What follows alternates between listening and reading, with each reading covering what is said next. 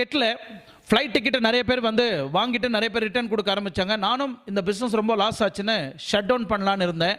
ஆனால் அப்போ இருந்த பிரைம் மினிஸ்டர் பிரணாப் முகர்ஜி அவர் என்ன சொன்னார்னா, நீங்கள் எதுவும் ஷட் டவுன் பண்ணாதீங்க, பேங்க்ல இருந்து நான் உங்களுக்கு சப்போர்ட் வாங்கி தரேன், நீங்கள் எதை பற்றியும் கவலைப்படாதீங்க, நீங்கள் பிஸ்னஸ் ரன் பண்ணுங்க, உங்களுக்கு பின்னாடி நான் இருக்கிறேன் அப்படின்னு பிரணாப் முகர்ஜி வந்து நான் பார்த்துக்கிறேன், நீங்கள் தைரியமாக இருங்கன்னு எனக்கு நம்பிக்கை கொடுத்தாரு அப்படின்னு விஜய் மல்யா அவர்கள் ஒரு ஸ்டேட்மெண்ட்டில் கொடுத்துருந்தாரு. So I went to Shri Pranab Mukherjee, then Finance Minister of India. Having grown up in Calcutta, I speak fairly decent Bengali. So இதில் கவர்மெண்ட்டோட ப்ரெஷர் வந்து ஜாஸ்தி இருக்குது அப்படின்றத வந்து விஜய் மல்யா அங்கே தெரிஞ்சுக்கிட்டாரு. ஸோ இங்கே கவர்மெண்ட்டோட ப்ரெஷர் இருக்குது, பார்ட்டியோட ப்ரெஷர் இருக்குது. அப்போ இருந்த நம்ம நாட்டில் இருக்கக்கூடிய 2 மேஜர் பார்ட்டி வந்து பாலிடிக்ஸ் இருக்குது, மற்ற பார்ட்டிங்க இன்வால்மெண்ட் ஆயிருக்கிறாங்க, கவர்மெண்ட்டுக்கு இன்வால்மெண்ட் ஆயிருக்கிறாங்க.